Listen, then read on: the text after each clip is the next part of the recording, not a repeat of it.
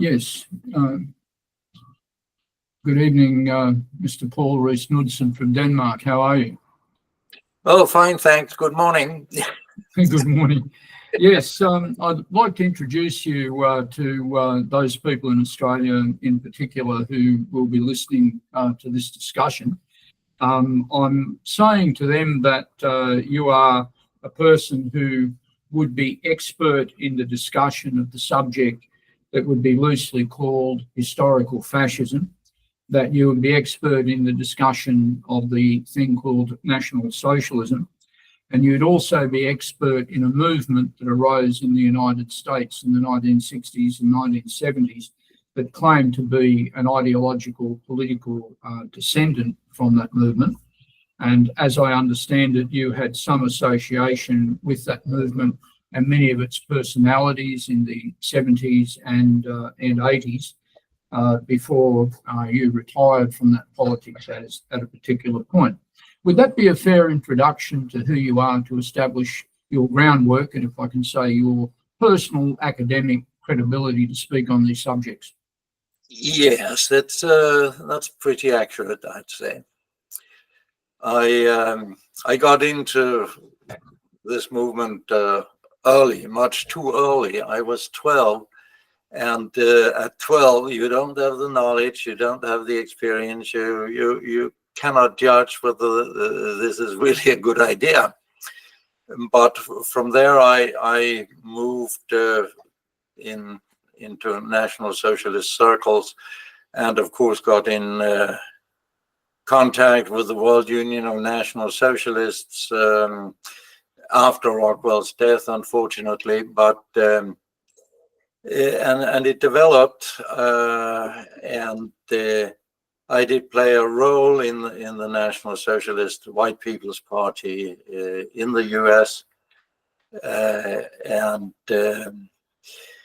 I did politics in Denmark on a National Socialist platform, which of course could lead to nowhere, but it made me notorious. I take it that your position in this World Union of National Socialists was obviously a very prominent one. Would that be correct? Yes, it was prominent in an organization that was in itself not very prominent, because it's more a paper organization. But the idea, of course, was good. But you cannot do it without time, money, and people. And we had none of that. The National Socialist White People's Party, the NSWPP that you mentioned, and the World Union of National Socialists, at that time, this political phenomenon was sort of new. Would you agree that these two organisations set the tone for what the ideology and politics of that particular ideological line was? In other words, they're the fountainhead of it. Yes, we tried to do that, and that was the purpose of the World Union of National Socialists, to try to define what is National Socialism, what can we do, how can we work together and all that. But of course there was competition. The World Union of National Socialists was never very strong in Germany, because the German nationalists were anti-American, and this came out of America, and therefore, of course, it was no good. And well, that was a stupid attitude from the side of the German nationalists. But they tended to like Gerhard Lauck a lot better than the World Union of National Socialists, because Gary Lauck was a German of a kind.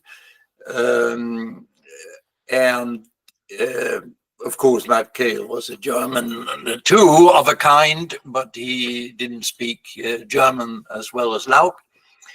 And Lauck put out material in the German language, and so in Germany, the World Union had no chance, really. Right. It's significant in the, how can I say, in a lot of people don't know the origins of this particular movement. And names like Matt Koehl and the World Union and these things don't mean very much today to people who think, probably erroneously, that they've embraced that line of thought. But would you agree, as I said, that it is actually the fountainhead of the entire ideological system of this? Would that be correct? So in other words, what Matt Koehl said it was would probably be what it was. Well, up to a certain point, you could say. Yeah. Matt Koehl kind of continued Rockwell's line, but at a point, and of course it was a slow development, but Matt Koehl saw National Socialism as a religion. Now, that is debatable. I would buy into that to a certain degree, but Matt Koehl saw Adolf Hitler as God and the meaning of the universe, and that is where I cannot follow him. And we had very intense discussions on this. I'm just rewriting the correspondence and the memos and the things, and it was obvious that this would lead to, well, at best a split of the organization, as worse that it disappeared, and it did disappear for all practical intents and purposes. It doesn't exist today. And that was the result of this wrong ideological approach. I mean, National Socialism, to me, is the application of natural law to human society. And it's a very short definition, but I think it's the best definition. And Adolf Hitler was a politician in Germany who embraced ideas and ideologies coming from the previous century, and that amounted to pretty much the same thing. And he made a mess of it. And you cannot make a religion out of that. Can I ask you, in some discussion that we had previously, this movement comes along and it grows out of something made by this man George Lincoln Rockwell, and you've pointed to a development of a religion. Before we move on, do you think that had anything to do with the murder of Rockwell? Well, this is, of course, debatable. It is. There are many strange things about the murder of Rockwell. Barbara von Goetz said, well, Patler shot Rockwell because Rockwell had an affair with Patler's wife. Mm. Okay, well, is that really motive enough to kill Rockwell? I don't think so. And then there are other questions. How did Patler know that Rockwell would be at the laundry at that time? I mean, he couldn't hide on that roof for very long. And who told him? And how did he get that gun? And why was he sentenced to only 20 years in Virginia, where murder is a hanging matter, or yes. Was at least? So maybe the powers that be had something to do with this. I mean, I'm sure the system wanted Rockwell dead. Yes. So a combination of that, and then of course there is what is Matt Koehl's role, Simonelli writes that Barbara thought that Matt Koehl was involved. But somehow Matt Koehl must have had arguments to disprove that, because Barbara sacrificed the rest of her life to serve Matt Koehl and to look after him. She looked after him until he died. And although she knew herself that she was sick and she ought to go to the hospital, but she didn't, because who was going to look after Matt Koehl? So she must have had something. And I didn't ask her. There are things you cannot ask, but also I thought I would have time to do that now. But, you know, suddenly you don't have the time. So there must have been something. But then why doesn't Patler speak? That is strange. I mean, if he had just done it to take revenge on Rockwell, he could speak. Had there been any involvement with Matt Koehl, he could speak. That would serve his purpose, if his purpose was and still is to destroy Matt Koehl's legacy, and what is left might be left of the movement. So the only explanation for him not to speak would be that he has done some deal with the FBI, CIA, or whoever, and but we will never know. I think we will never know, and I'd hate to have to believe that Matt Koehl is involved, but of course it is somewhere in there that he might have been involved. Do you think he had the motive, didn't he? Really? He had the motive. He was very much opposed to Rockwell's change of line from a copy of the German National Socialist Party to a more serious party appealing to a wider segment of the American population, especially in the South.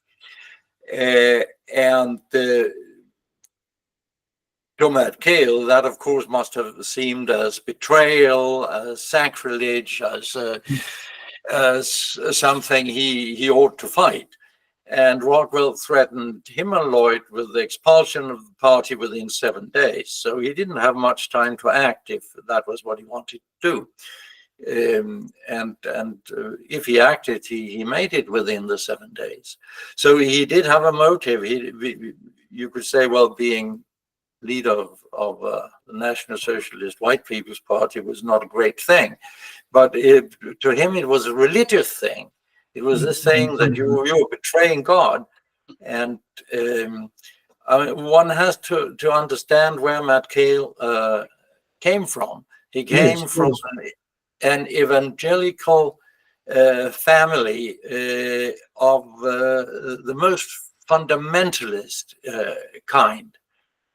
And his brother was still a Christian fundamentalist, as ugly as they get.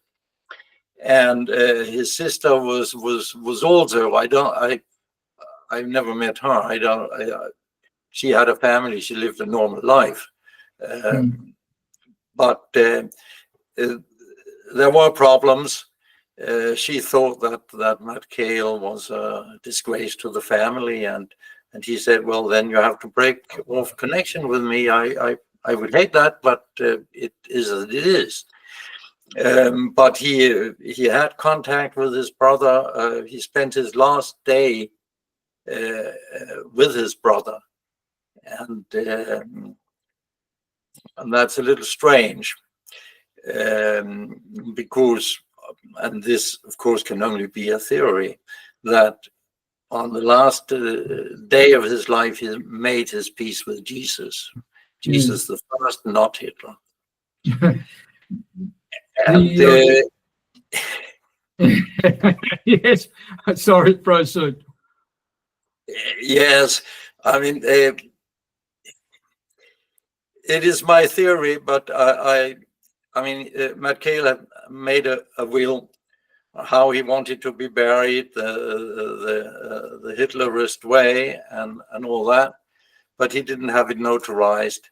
Now, I knew Matt Koehl for many years. I worked with him closely, and everything was notarized. Every power of attorney, every piece of paper that had any legal meaning was notarized. But his last will and testament was not notarized. Why? How so? Yes. Do you think, when you mentioned before that to Matt Koehl, this thing was a religion and not a system of politics, and now you talk about fundamentalism in America, do you marry those two ideas together to get to the truth of what this movement became? I think there is a connection. You pointed out so well in your thesis. I mean,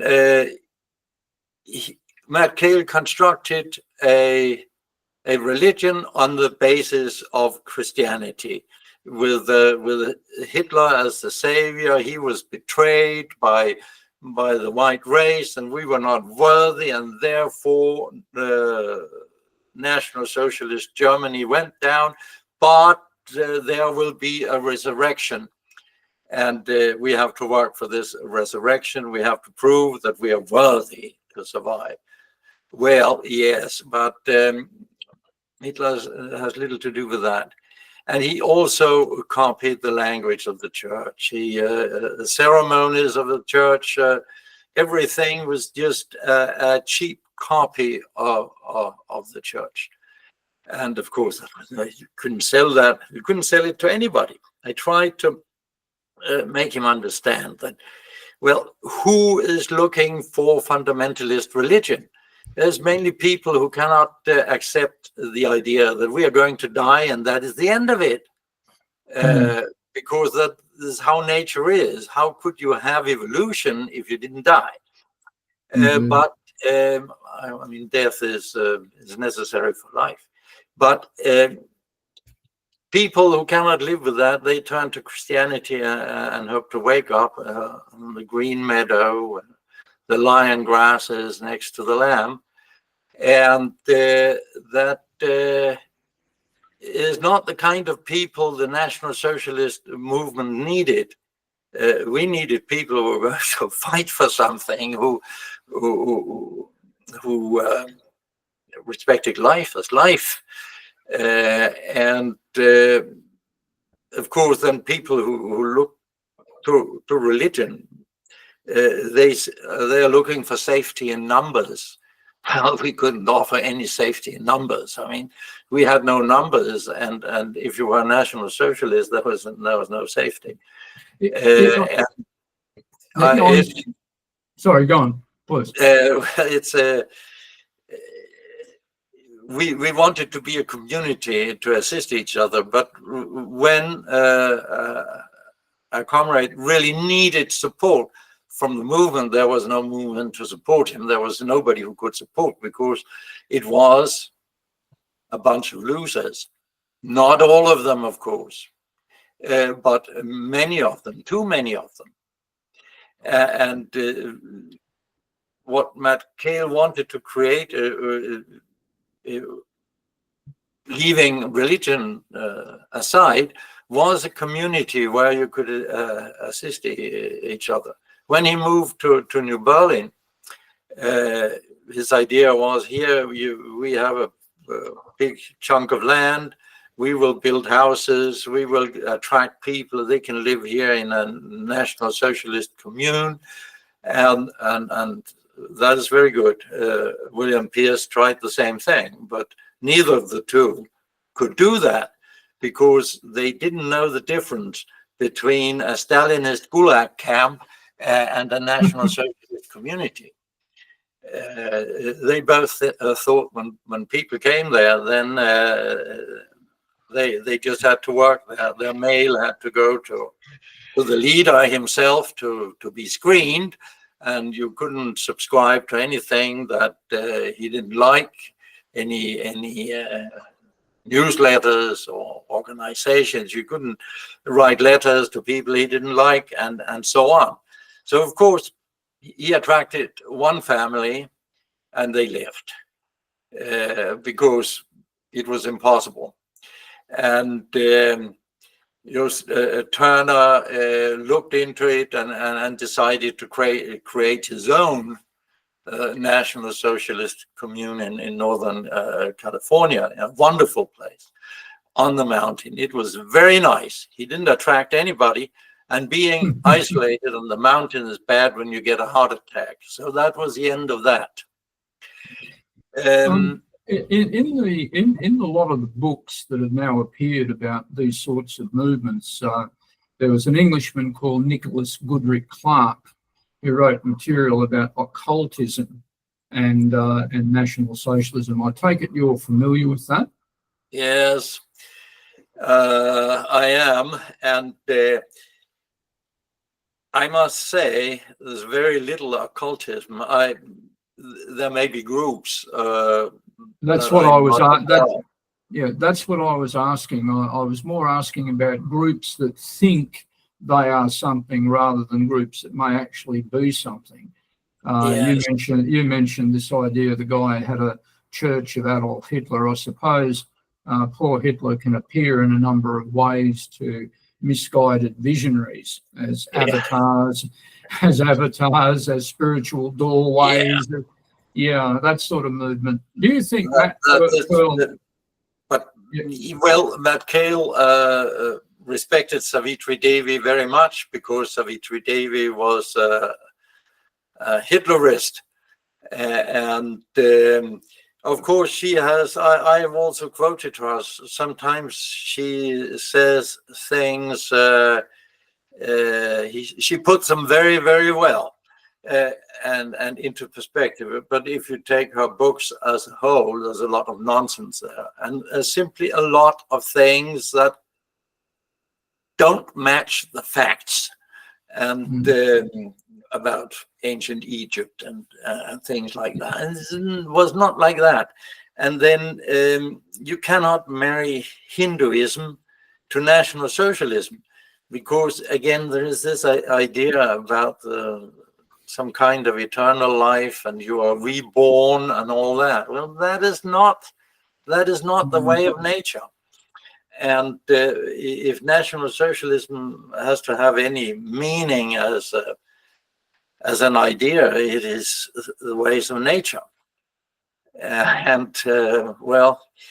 So I have exchanged a couple of letters with Savitri Devi, and all well and good, but I have a description of the ceremony Koehl held when she died, and he said, well, he was ready to ascend to Nirvana during that ceremony, and that's a very good observation. I can imagine.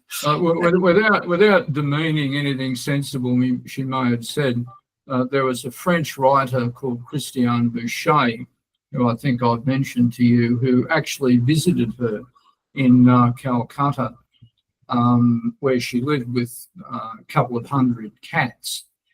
And he described her somewhere, I think, as, I don't know if you have the same expression in Danish, but a crazy cat lady.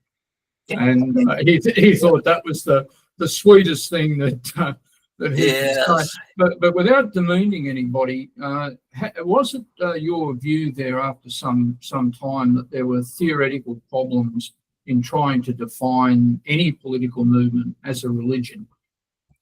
Yes. I'm not attracted to religion as such. I mean,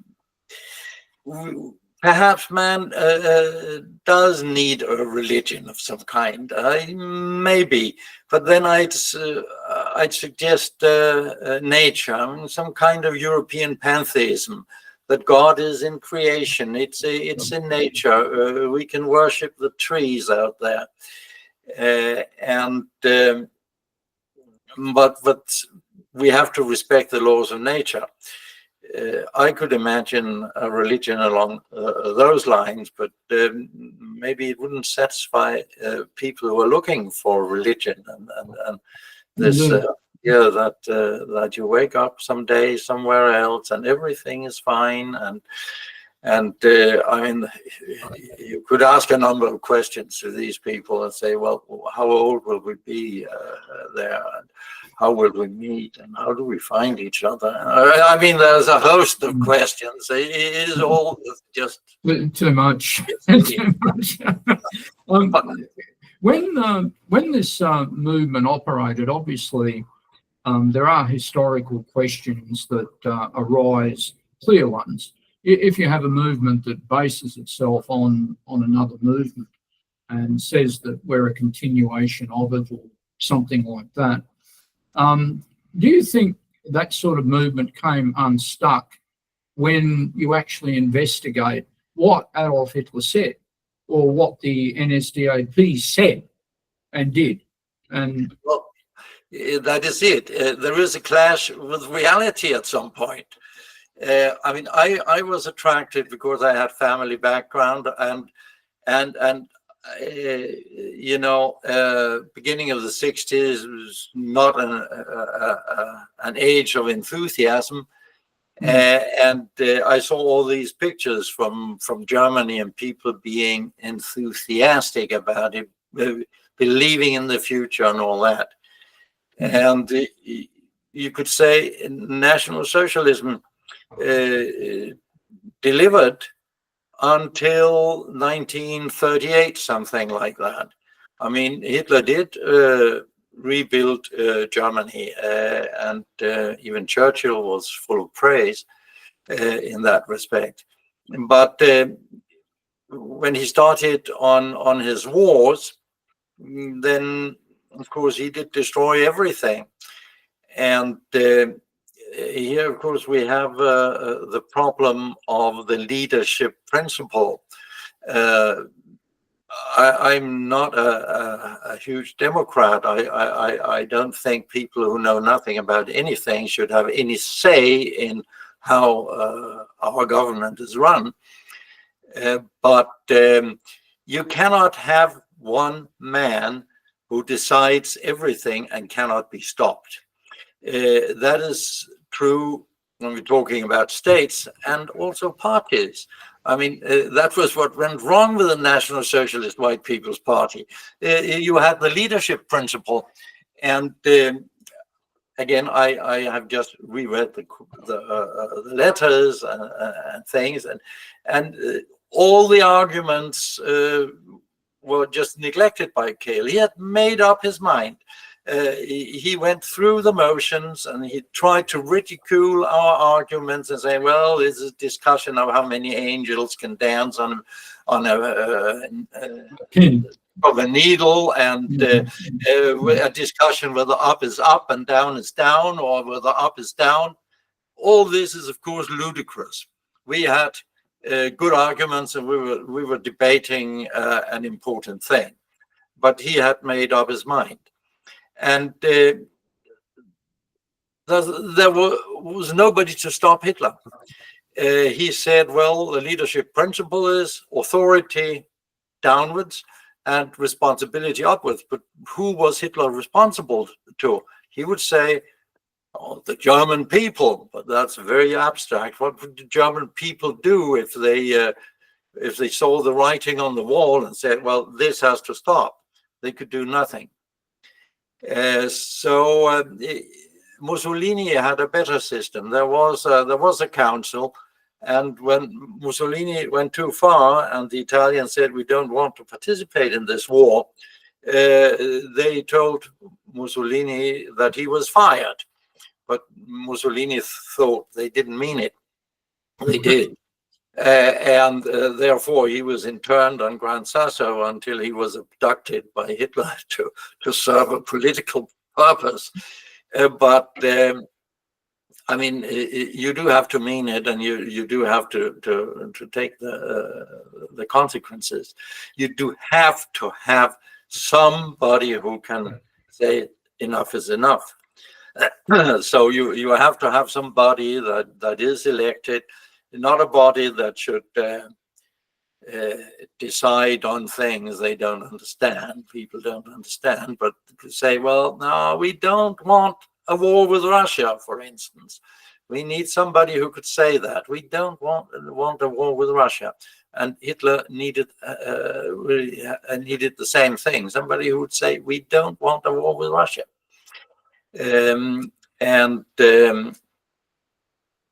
So he destroyed everything. I usually say, well, had he been killed at the assassination attempt in 1938, he would have gone into history as the greatest German politician ever, greater than Bismarck. But unfortunately, he wasn't. And if you want to copy something out of history, I mean, it's like an inheritance. I mean, you can say, yes, I accept plus and minus, and then in the end, maybe you end up being indebted, or you get a sum of money. And therefore, you should always say, no, I don't want to accept that. And you get the sum of money anyway, but you don't get the debts.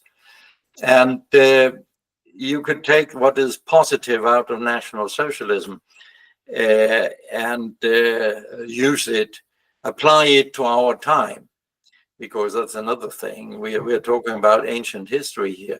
We're talking about society totally different with problems totally different from our problems. So you cannot copy. And Hitler said it himself. He said, well, I could have copied the German Empire, but no, you shouldn't copy history. You have to apply your thoughts to what is actually happening today. And therefore, he created something new. And if you believe in Hitler, you should say, okay, let us do what the man said and not what the man did. Can I ask you, it's interesting you make the point about 1938. A lot of people say that there were many things that were achieved by the German state, but after 1938 it goes on the imperial road. Where do you think that actually came from? What was that implicit in it? And if it was, how was it let out of it like a genie? How was it let out of its bottle? How did it get loose? Well, I think that Hitler had imperial dreams. You just have to read Mein Kampf or his second book or his table talks. He did have imperial dreams, but I mean, it started out as a fair thing. Reunification with Austria or unification with Austria.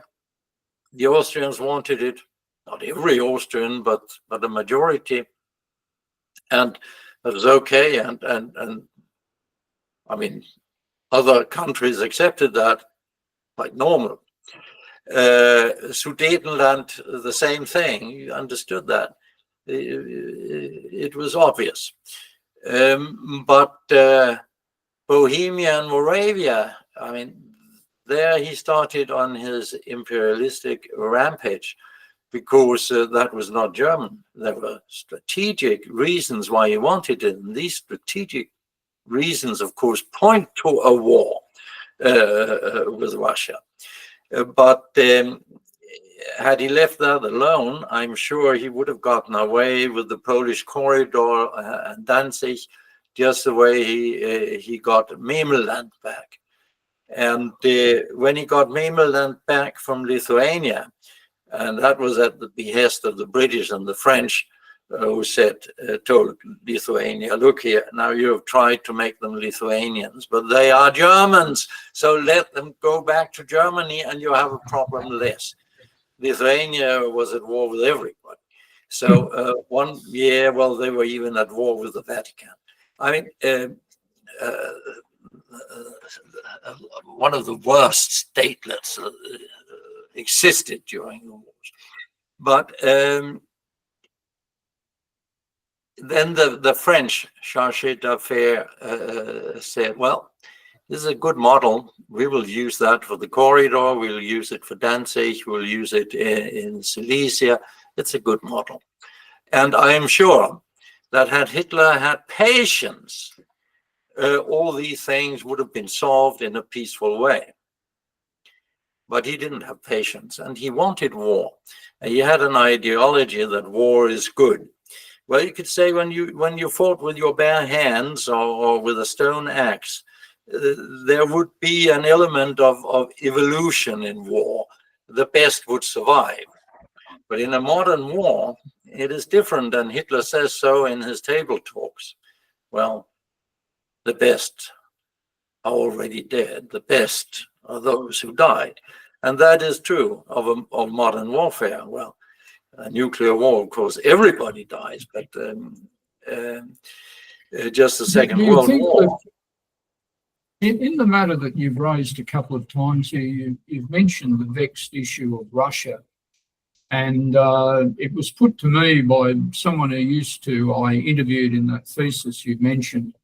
He said that when the Germans attacked Poland, it was like a leap into unreality, that Poland opened up to the idea of the great conquest and the great land grab and the march to the east and many other things, that the ideology lost its grounding. You've mentioned Russia a couple of times. Do you think that was some fault in that entire system that looked to a conquest like this? Yes. I mean, National Socialism is based on nationality, and that is fine, but you have to respect other people's nationality. And if you don't do that, you're not a National Socialist. A curious thing also is with the pact with Stalin, he sacrificed all the Germans in the Baltic countries. I mean, they were a huge minority in Latvia, especially, and he just removed them from their habitat and moved them to Germany to take what the Poles had left him.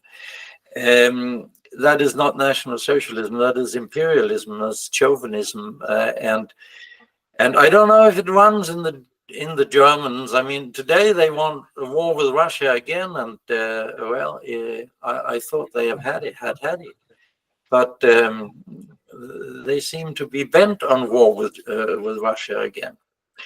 But so does the West End. Indeed, and this obviously. There are ideologies like pan-Germanism and Ariosophy and other things like this that lead to this idea of some sort of bash between the German and the Slavic peoples. Do you think that's the fundamental disaster of that system, or what? That is one fundamental disaster. But even pan-Germanism, the Danes are not Germans, and the Norwegians are not Germans. And I mean, the difference is big. So yes, you can work together, but you cannot be a state together. And the view of the Slavs, I mean, well, I mean, today, if you look today at Russia and Eastern Europe, Slavic countries seem to be the only places that preserve white European culture. So maybe you should rethink that. Of course, Russia is a mix of populations. You cannot undo history. But generally, I mean, the Russians are fine people. And to want to he didn't just want to conquer their country, he wanted to kill them off. I mean, it is so immoral and so ludicrous as it can be. He wanted to kill them, take their land, and just preserve the number of people you needed to do your dirty work. They didn't have to learn anything, just to obey orders. I mean, that's a view that is unacceptable to me. Yeah, but of course, I learned that this was a war against communism, but it wasn't. And read the table talks. You see, it wasn't a war against communism. Communism doesn't play any role.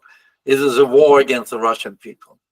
You quoted the table talks. There's some sort of movement today that's suggesting that they're total forgeries of Francois Genoux.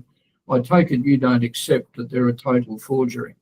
Well, come on. I knew Heinrich Heim personally. Yes. Heinrich Heim wrote them down, and I saw what he had preserved of his notes. I mean, I know how it was done. So that's what I was trying to ask you. That's what I wanted to ask you. So you're saying that Heinrich Heim is saying, no, this is pretty much what it was. Might there be things that were précis that are not correct, perhaps? No. First, we have to understand Heinrich Heim was a National Socialist until the day he died.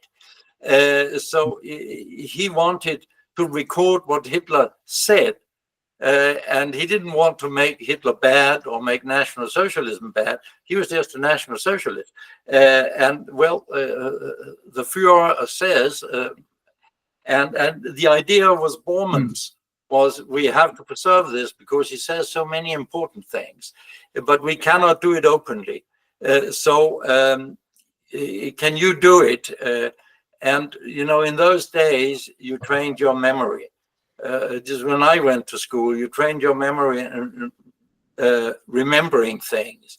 The teacher read a text twice, and then your job was to write it down as verbatim as you could. And that was trained in those days, and Heim could do that because he couldn't write it down while the leader spoke, because if he noticed, he would stop speaking. He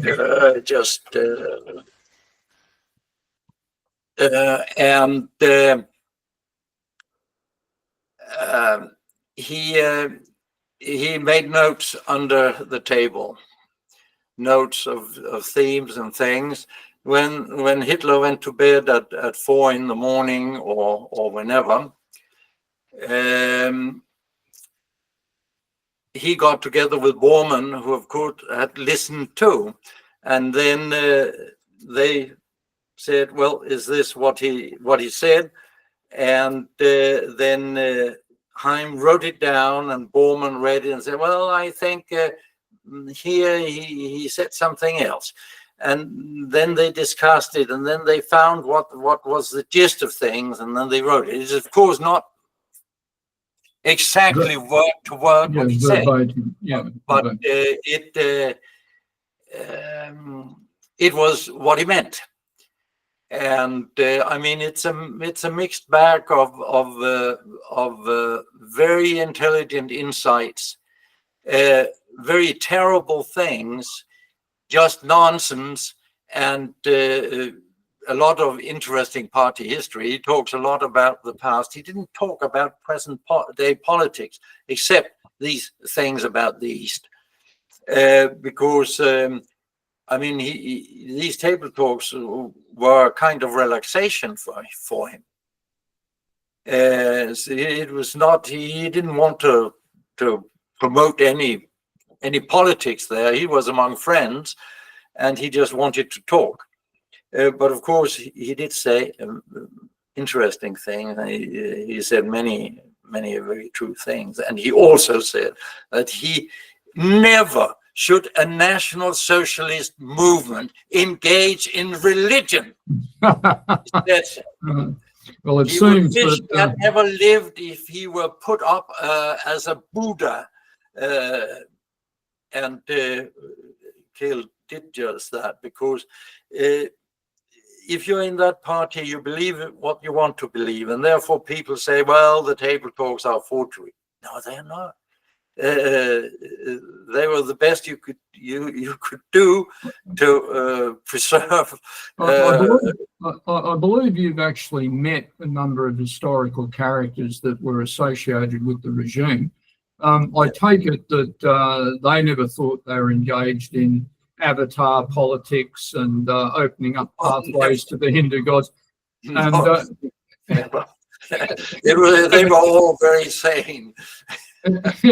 Well, you know, it's an interesting thought, because after reading some of these books now that come out of America, there's quite a few. I won't name them. I think you know the books I mean, that are circulated as expressions of what we loosely call neo-Nazi thought. They must imagine that it's not what you were told by people who actually participated in it. So it's a strange thing. I suppose they have to deny these people too, don't they?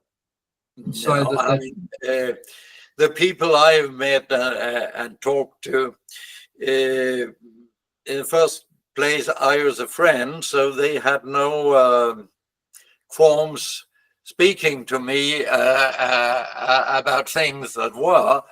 And I mean, I've known people who thought the Holocaust would have been a good thing, but unfortunately it didn't happen.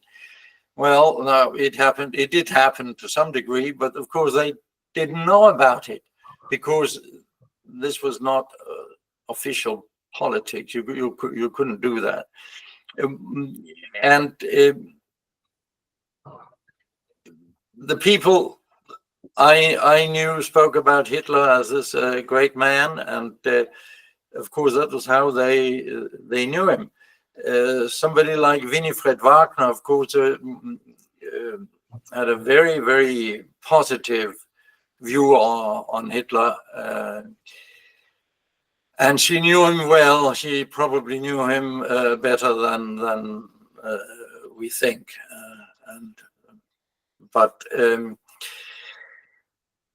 I guess Hitler didn't talk about these dark sides to many people. To Himmler, because he had to, because Himmler was his tool to some degree, implementation of it. But an interesting thing that occurred to me in the discussion is that after the Second World War, I think we've touched on this elsewhere, that the East German regime looked at the survivals of the war, the various people who went through the war, like Major General Raymer, for argument's sake, who ran the Socialist Germany party, as you know, after the war. Yeah. And they looked towards the idea of the reunification of Germany. And for those who are curious, I'll ask you this question. Do you believe that Rudolf Hess was released one evening from Spandau prison in Germany and had a special meeting? Well, I'm sure he was released by the Russians, because they saw no point in keeping him. And maybe they thought or knew that the British would do him in, because he could tell stories about them. Maybe, or they just did it because they thought, come on, let him die in peace. That's another possibility, but the Brits, of course, didn't want to let him die in peace. They knew die in peace, he would start talking. Well, yeah, that's right, about the reason he was possibly lured to England in the first place. Yes. I take it you agree with the thesis that The British wanted to hold out the idea of some sort of deal with Germany if the Germans attacked the Soviet Union. And that was the reason he was lured. Do you think that's true? I don't know. It could be true. It could also be that for ideological reasons, he just wanted to make peace with Britain, and he had connections in Britain. And I'm sure Hitler must have been in on that, because you couldn't just take an airplane and fly. I mean, this was wartime. You couldn't do it. So I'm sure Hitler was in on it, and the deal was, well, if you succeed, you're a great man. If you don't succeed, you're a traitor. But of course, he could have been lured to Britain. Also possible, and that the Brits wanted a war between Germany and Russia is obvious. They did that. Well, yeah, they did that quite well, it seems. I Yes. think it looks like from some of the MI6 paperwork that Himmler was murdered in British custody because the British were dealing with him during the war. Yes. Well, I mean, there is no morals in politics, no morality. I mean, you probably know Riis's book, Stalin, the Nazis and the West. And when you read that, you know that they should all have been put up against the wall and shot. Well, yes, I suppose that's what politics is. But it's quite intriguing that after the Second World War, which brings us back to our topic, many Germans were neutralists, as you know, and there was a huge tendency in Germany towards neutralism, which might be why the offer was made to Hess to serve in a unitary government. Do you think that idea of neutralism in Germany was a very positive movement? Well, I mean, if we're talking about basically West Germany, if West Germany had said, we are neutral, we don't want, but of course they had no say in the matter, but because Stalin wanted German reunification, but as a neutral state, as a kind of buffer. Yes. And that would have been good for Germany. But Germany, West Germany was an American colony, and it still is. Well, the map would have been different today had they done so. You've travelled in Russia, haven't you? When did you first go to Russia, and what did you see? Well, I first went to Russia in '78. At that time, you practically always had to go on a tour with a group, and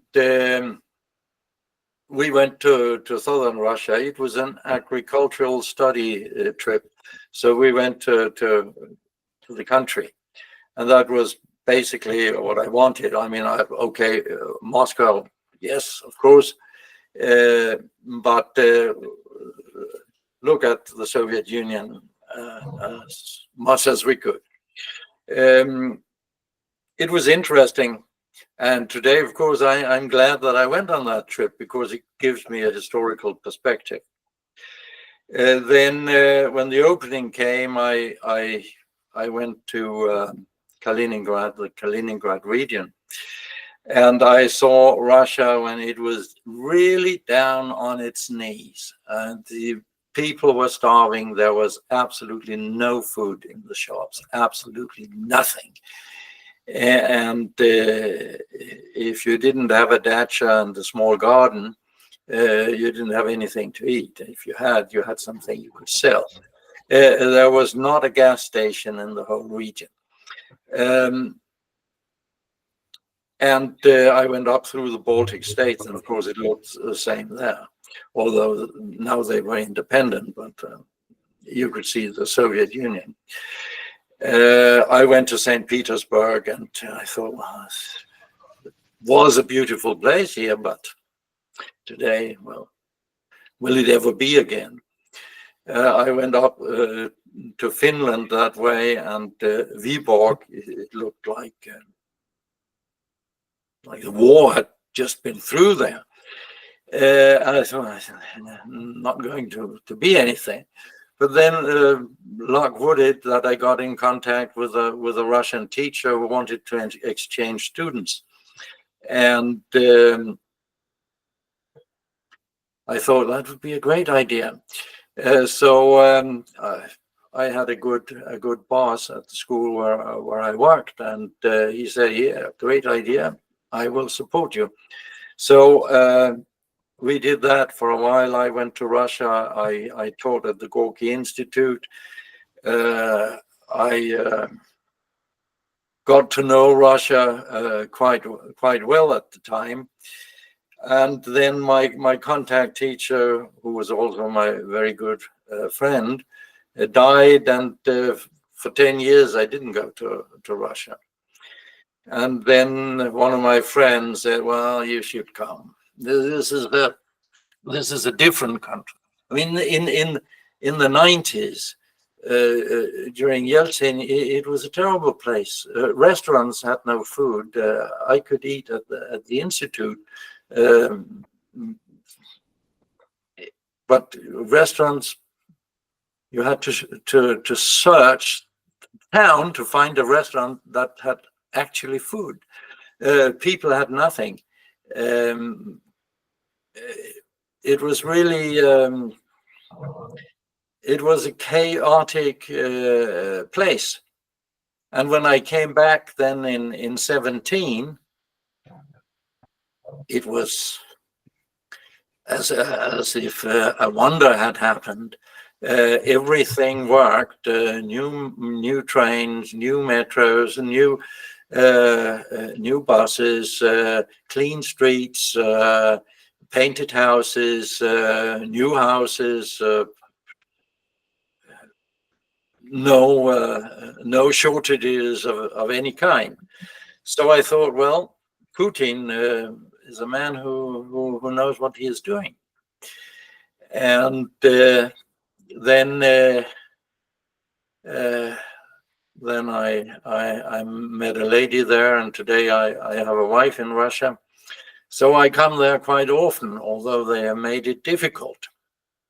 But I enjoy Russia very much. I've been to most parts of the Soviet Union. I've also been to the Donbass. I've been to the new areas. I've been to the Crimea a couple of times. And I think I'm entitled to holding an opinion on Russia. And my conclusion is that in the West we are being lied to every day. And it is amazing that the entire press, all media, tell the same story, except, of course, for alternative media, who have a different story. Yesterday, I also found out Russia Today has been blocked in this country. Cannot, of course, there are ways and means, but strange. I mean, during the Cold War, you could go down and buy Izvestia every day if you wanted, or the Pravda, or you could listen to Moscow radio. Even in Danish, you could listen to Moscow radio. And I mean, that was the Cold War. At that time, there was some antagonism because we really didn't want the communist system. But today there is no communist system, and Putin is not out to take us. I wish he were, because then we would have a much better society than we have. But he's not, and you cannot have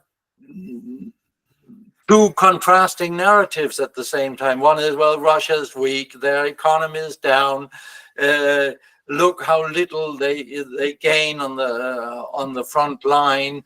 And then at the same time, the narrative, in 5 years, he will attack us and take us. And yeah, well, but again, people in general know nothing, and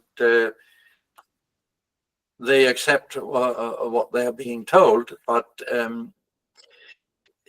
we don't understand the whole thing about the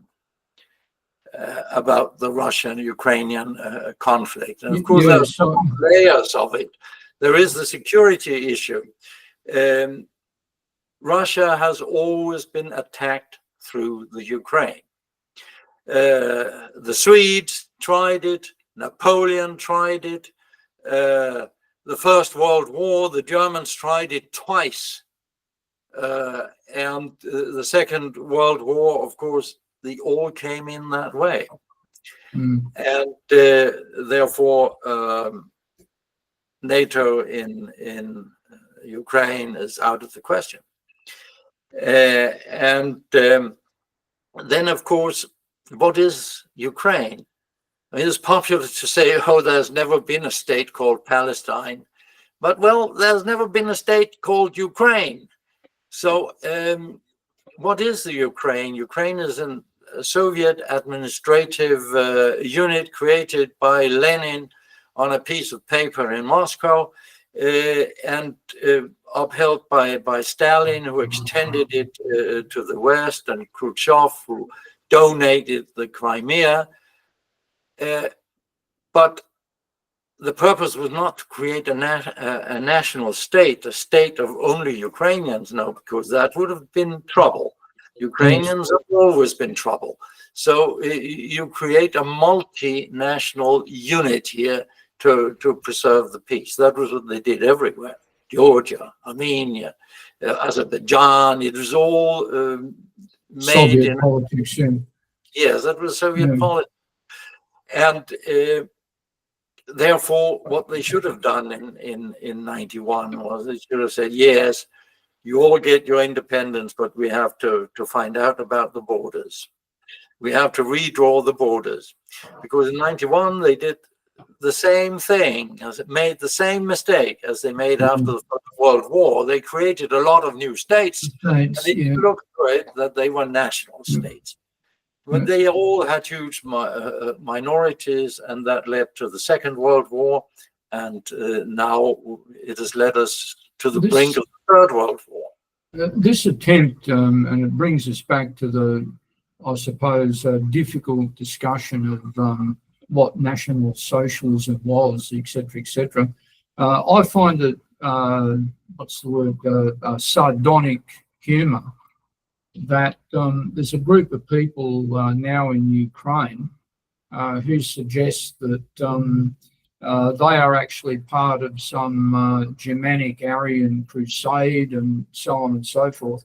And they style themselves after the Ukraine leader Bandera. And I take it that you would have a view on Bandera and what it is that he was about. Yes, I mean, Bandera was a Ukrainian nationalist. I mean, the Poles put him in prison and the Germans put him in a concentration camp. But then when it went badly for the Germans during the war, somebody said, you need all the friends you can get, Hitler. You need Bandera. Take him out there and try to make him mobilize the Ukrainians against the Russians, and then maybe that will help. Of course, it was too little too late. But it made Bandera into a National Socialist, which I don't suppose he was. But of course, he has fellowship today, and he's a national hero today. And what he was an opportunist. He thought that, well, I couldn't with the Poles, and now there is a chance. But to the Soviets, of course, he was a traitor. And the people today, I don't know them. I have no wish to get to know them. But they are just anti-Russian. the old way, and then of course they use all the symbolism and all that, also the rhetoric. Terrible things were said on Ukrainian television, where you can only say, well, bomb them all, bomb them, put pay to the Ukraine. But of course, the Russians don't do that. I mean, they could make Ukraine look like Gaza if that is what they wanted. But the fact of the matter is that at least a third, probably more than a third of the population there consists of Russians. So you don't want to do that. And I know very, very few Russians who don't have relatives in Ukraine. I mean, this is a war against your own family. Siersky's parents live in Russia. So the Russians try to do it without killing too many Ukrainians. Of course, the soldiers have to go. And if they get these Azov people and Banderites, they'll do bad things too. It seems that this Bandera thing has got a following in, I'll say, descendants of these movements we were discussing before, that have changed Hitler into first a church, then into something out of the spirit world, and then then here he is as an avatar of Banderism. I'm not sure what we could say about that. No, well, I mean, I am a nationalist in that sense. Now, in Russia, nationalism is bad. You have to be a patriot. And that's because there are several nationalities in Russia, and they are recognized as nationalities. And what they don't want is for them to stir up the pot. So you cannot be a nationalist. You can be a patriot, and that is fine with me. It's fine. I think the Ukrainians should have their own state. Of course, they should have their own state. Consisting of Ukrainians, and then they can speak Ukrainian. If they, it's a funny thing. Whenever I watch a video clip out of Ukraine, or hear Ukrainians in the street here, they all speak Russian. I've never heard a word of Ukrainian in those contexts. I've been to Ukraine. Everybody spoke Russian. You didn't hear Ukrainian in Kiev. It's a new thing, but okay, it is a language, and they are entitled to their language, they are entitled to their country, but their country then either has to consist of Ukrainians only, and then they have to let go of the Russian areas, the Slovak areas, the Hungarian areas, the Romanian areas, the Polish areas. They just have to let go of all that. And then they could have their statelet in peace, and they could not be in NATO.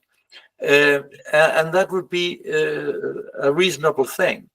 If they want to preserve a greater Ukraine, they would have to respect the minorities. And if they had respected the minorities, if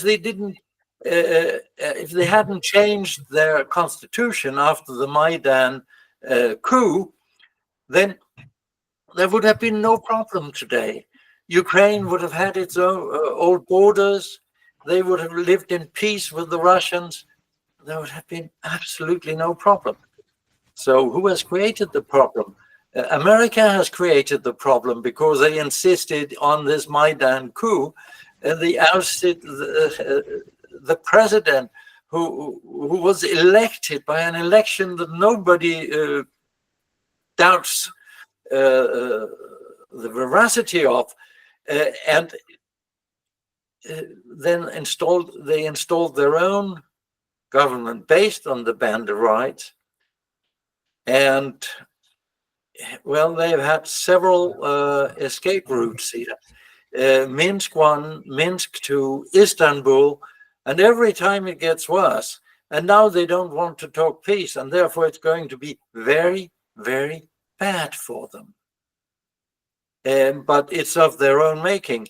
And when the West continues supporting this, they just kill Ukrainians. Of course, they also kill Russians, but my estimate is that they kill 10 times as many Ukrainians as they kill Russians. So we are not helping the Ukraine by supporting them. The only help we give them is to say, stop. Stop the war. It must be a funny thing for the European liberals to actually give money to the Banderaites. Like, on the one hand, what the Banderaites might say would upset them. But it seems that would upset them very much. It upsets me too. But it's a thing where they must have a type of doublespeak, something almost CIA type doublespeak to do this. Do you have an opinion on that? They have created this narrative that Ukraine is a democracy and that they uphold European values. So they don't talk about the Azov people. They don't show their swastikas. They don't quote them because that would disturb that. But I mean, we have a state that suppresses minorities, outlaw their languages, their churches, their schools, and where they don't hold elections, where you are not allowed to use the Russian language even in academia. You're not allowed to quote from Russian sources.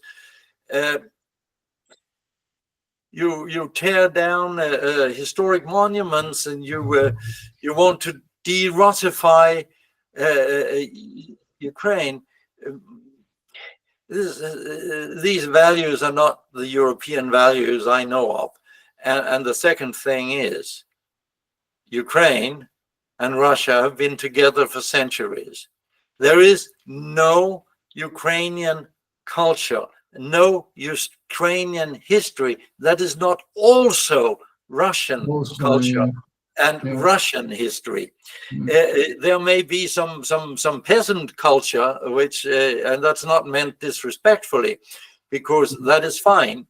And if they would just behave like a civilized nation, they would have their own state, and they could make their own life. They could stress their own culture. They could speak their own language. They could do all these things as long as they would leave the Russians to do the same thing, the Hungarians to do the same thing, and so on. Or they have to regulate, adjust their borders to reality. And that is what the Russians are going to do, because the Russians are winning this war. The mathematics of war will tell you that from the very first. Hey, Ukraine cannot win. And the West says, well, we will give them weapons, but I mean, the Russians outproduce NATO when it comes to weapons. And then they have help from their friends if they don't. And there are so many more Russians than there are Ukrainians. And then there is the Russian people. I mean, this idea, well, the Russians will break down, and well, the Russians lived through the Second World War. They lost about 30 million people. Come on, they lived through Stalin. The Russians cannot be beaten. I mean, they have a spirit that, and when I look at at Danish soldiers today or German soldiers, I say, yeah, you go and get killed, go and learn reality, because the Russians are real people. Just this morning, I listened to a video on TikTok. 300,000 Russians singing the national anthem. I mean, if you don't get 300,000 Danes together, but if you did, they couldn't sing it. I mean, Can I ask you, like, have you expressed? I understand you've been effectively out of the normal political struggle for a while, but you mentioned elsewhere that you actually are writing a long number of volumes about your experiences. Would you be therefore, like, in a sense, participating in politics, or what would you be doing in what you're doing? Well, I'm too old really to have political ambitions, No, but okay. I do want to make people think, and therefore I write. I write a lot of articles at the moment, not so many because I have to write the third volume of my memoirs, and that is dealing with the American Party. So that's here I have to concentrate on that. And then I have a feeling I've written everything. I mean, I've published 11 books these last 8 years. But if nature wills it, I will continue writing until. Well, that's one thing we can never predict. I realize that. We cannot. I see everybody dropping dead around me, and so you never know. But and I mean, I plan to be going to Russia and be staying a while, and I mean, it isn't dangerous to be in Russia, but. If you go to the Donbass, you never know. You have to get used to the sirens and the shelters and the things. But when will these books of yours actually appear? They have appeared. 11 of them have appeared. This one. That's the one. That's the one I meant. Sorry. Yeah, the last one. Well, I won't be able to finish it before I leave, and when I get back, I will finish it later this year. And then the publishing company, of course, will. I don't know how much they will drag it out, but as they make a living publishing books, they will probably not drag it out very long. These experiences that you've had with this American movement. Will the books be available in English, or would people have to arrange translation of these things? They will have first. They will have to arrange for translation. But if I'm given the time, I would extract the things about my American life into a volume in English. Right. Well, that is important. I've published a book, My Russian Life. It's not in Russian because it's written for Danes and to make them understand Russia. But the other thing, and people say you have to publish in English to get an audience. And therefore, the editor where I publish my articles, he machine translates them and out they go. I must say, the machine translations are not bad. Not when we're talking about general texts. As a translator, my job today really is to correct machine translations. That's all you do. Yeah. Yes, I have heard that. It would probably be of enormous value to particularly some younger people attempting to navigate their way through these very complex things. I think it's become a real problem in different places. Like, for argument's sake, we were just discussing Ukraine, and I've actually come across a few, I'll say, young people in Australia who associate themselves with that politics, and then they like the Banderaites, and they're all mixed up and confused, and they don't understand how these things work. So obviously this sort of material would be of enormous value to them.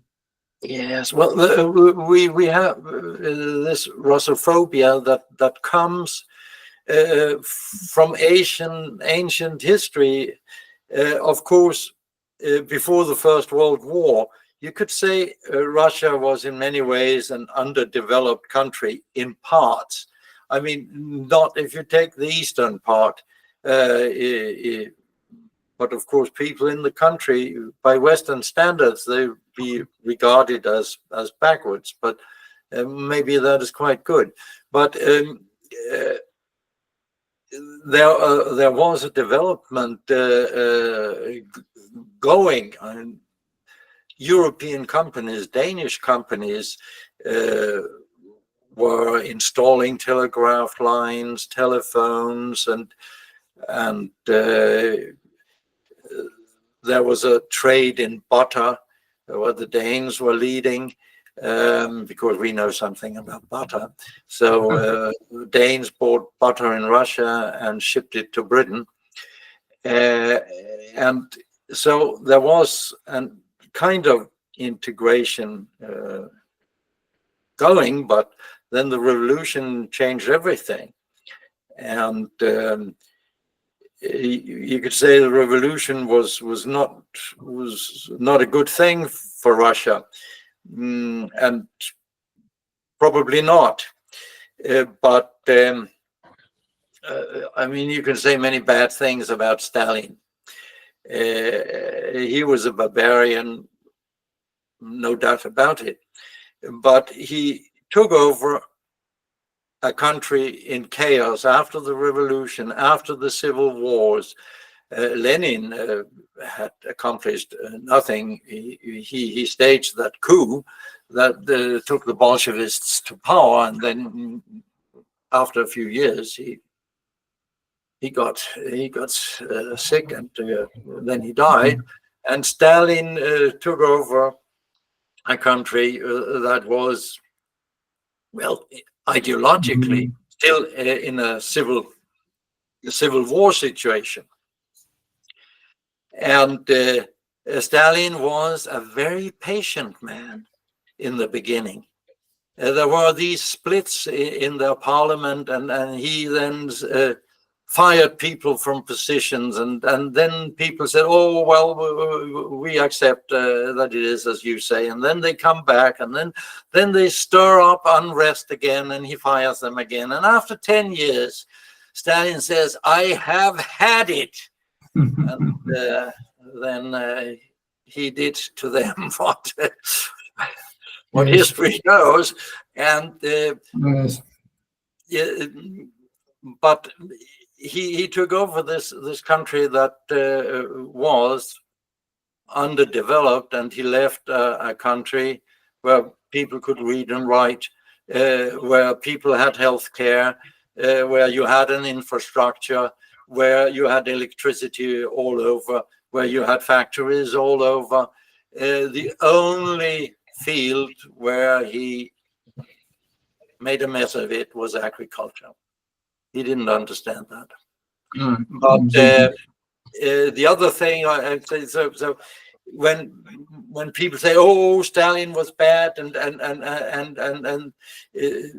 Putin should do what the Germans did after Hitler, you have to rewrite your history and all that now. Well, why concentrate on the things that were not so good? You have to concentrate on the things that are good, because otherwise you get a people like the Germans who are afraid to be Germans, who have lost their values, their identity, whose reason for existing as a state is to protect Israel, and all that garbage.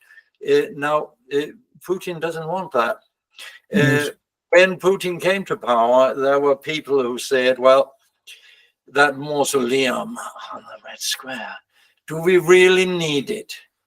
And Putin said, well, it will be taken down at some point, but not as long as there's anybody alive from the Soviet Union, because they would feel that their lives had been in vain, and we're not going to do that. Things will sort it out. Time will sort it out, and things will be sorted out. And that mausoleum will go, and Lenin would go to his mother's grave in St. Petersburg as he wanted it. but not now. It's a very, very sensible thing. Yeah, it Putin shows is the a intelligence, very, doesn't it? very skillful man and a very good leader of Russia. And when in the West they say, "Oh, couldn't he die? If just Putin died." Well, if just Putin died, they would get somebody else who Putin likes the West. He has lived in the West. He understands the West. They might have somebody like Medvedev who say, "Well, this has lasted too long. Now we'll show you," and he would have the support of the Russian people. The Russians think it has taken too long, but it all reminds me of my colleague and good friend. One day we were discussing politics in the 90s. And at a time when it looked as if the communists might take over in 96. And there are rumors that the elections were manipulated to prevent that. Maybe they were. But we discussed it, and she said to me, "Well, remember my words. We are never going to accept an independent Ukraine. And we are never going to accept that the Baltic states are independent." Well, I often think about her these days. Interesting theory. Obviously, I mean, I'm sure there will be an independent Ukraine the same way as there is an independent Russia. Yes. And the same will probably go for the Baltic states. But the Baltic states are doing exactly what the Ukrainians have done: banned Russian language schools, banned the Russian church, prevented the Russians from participating in elections, and so on. And that will not be allowed to stand. One way or the other, that will not be allowed to stand. If you take Estonia and Latvia, about a third of the population Russians. And in some places, eastern Estonia, it's 95% of the people are Russians. In southeastern Latvia, everything is Russian. Even the Latvians there speak Russian because that's the way, that's how life is conducted, how business is done. Everything is Russian. So either you just give the Russians their rights back, or you adjust your borders, but that would not solve it because there are many Russians in Riga and Tallinn as well. So they have to come. They have to accept this. I'm sure they are listening in Kazakhstan too, because northern Kazakhstan have a lot of Russians and a lot of Germans, and you had better treat them well. As long as you treat the Russians well, it's no problem. No problem. As a man from Narva said on television when he was interviewed, "Well, we have no problem being Estonians. We like it. It's here. It's nice. But if the Russians come, we are Russians."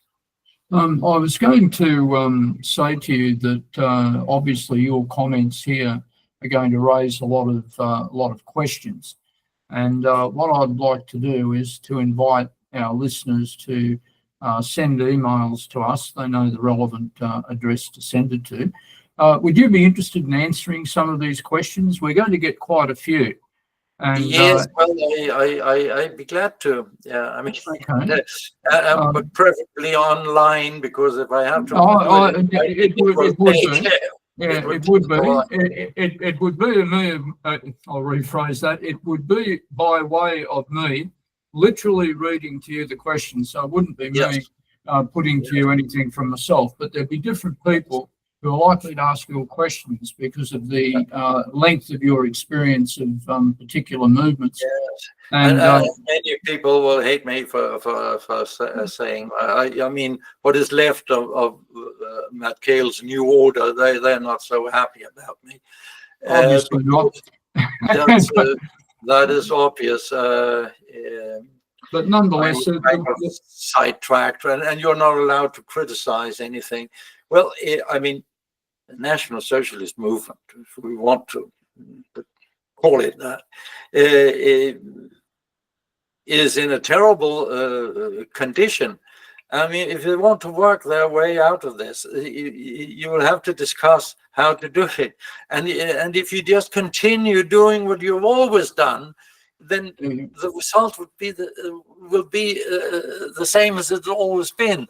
The National Socialist movement means absolutely nothing in today's politics and in today's cultural life. Well, it might be. That's what I meant by saying that there would be people who'd have unusual questions for you, because like any phenomenon, and it happened with communism in Russia and other places, it raises all sorts of deep issues with people and all of that, and they eventually work out, wait on a moment, this is this and that's that. So you might get some unusual questions. Well, I'm used to that. That's all right. Well, what I'll do, I'll reiterate. If there's anyone who has watched Paul here, we'll show this in the next couple of days, and actually has questions, historical ones, please direct them to the address that you know, and at some time convenient to Paul, I'll get him back here and I'll read those questions to him exactly as you send them, and hopefully he can answer them. As I wind this up for you, I know you have a busy schedule. Is there anything you'd like to finalise on before I say goodnight? No, I think we've been around. We have, but we, of course, I mean, when I look at the world today,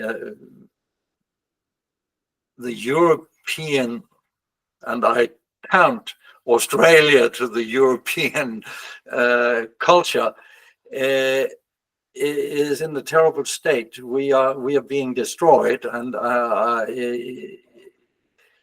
by forces that we fail to recognize and that we refuse to recognize, and we see our enemies in the wrong places. And we have to change our ways if we want to survive. And I understand why people focus on immigration and say that is the problem. Yes, immigration is the problem, not the immigrants, because if you close the tap, they will leave because they are here to have a good life at our expense. But our enemies are the people who bring them here and who allow them to get in. They are the people that have to be fought. The other, they are just they're just the symptoms. I mean, they are not the root cause of the problem. We have to get to the root cause, and we have to define it. Now, there can be laws against defining it in many countries, but we will have to find ways to define it. And our various governments, when I look at the Danish government, is a disgrace to the Danish people, but they've elected it. And when we have an election again, they will elect the same idiots or similar idiots. That's right. And then they wonder that they live in an idiot asylum when they elect idiots to govern them. Look at Germany, which is a farce at the moment, or Starmer, who's also a disgrace, not just to his nation, but to his race. I mean, these people, we have to find other ways. But when I look at the nationalist movement, I wouldn't say the National Socialist movement, because that's leading nowhere.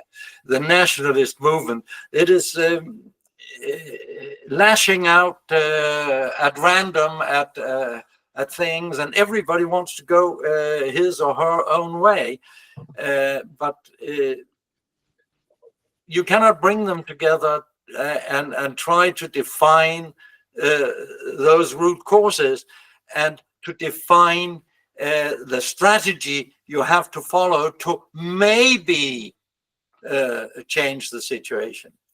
In my pessimist moments, I see this can only be changed through a revolution and a civil war that's going to be bloody. But that is not all, because you can stage a revolution perhaps, and you might win a civil war, but if you don't have the people who can make a better job of it, then forget it, then it is no use. And I remind people of 89, when we all thought that, well, now things are happening, now the world is going to be a better place. Then we just saw that there was no new movement to take over. It's just the old criminals who relabeled themselves and went on governing and went in a slightly different direction, but the direction is still chaos and extinction. And there, I must say, communism was a much better thing, because they were poor and they had borders. They didn't attract vast parts of the third world to come and live in their countries. No, So they preserved it better. I don't advocate that we go back to that system, but we are heading for destruction if we don't get our act together. And I see very few people. You may have to make some compromises, but there are certain things that cannot be compromised. When I see, well, the AfD in Germany, there are compromises, but they have success, and they are definitely a lot better than what we otherwise get. The same for Le Pen in France and so. But we see that there is no democratic way. There's no way through the system. We see it in Romania, which is also fast. I mean, yes, but we also see it in Germany, where they are playing around with the constitution. I mean, they use the old Bundestag that has been thrown out by the electorate to make laws that they said before the election they wouldn't do, but now they can do it with that majority. And I wonder if they can ever form a new government. And we see it in France, Marine Le Pen. I mean, the EU supports the parliamentarians in the EU. Well, the parliamentarians in the EU are dependent on their parties to do research and to define policies, and so it is not that you can say here the EU stops and here the party begins. I mean, the money flows, and it flows in all parties. But strangely enough, the only ones dragged to court are those who are opposed to this system, like Marine Le Pen, or here we have had a similar case here, where a reasonable politician was dragged through the court and was acquitted in the end. But for years he was a lame duck because he had these charges. That's lawfare, and that is that is no way through the system. Well, that's how it seems to work. Well, Paul, I'd like to thank you for being tolerant and wise with your time. Perhaps we can speak again in several weeks, if that is convenient to you. Sure. Anytime. I'm glad to be here. Thank you. I'll bid you good night for now, and we'll be in touch via email. Good night. Okay. Bonne chance and good night. Bonsoir. Good night. Thank you. Bye.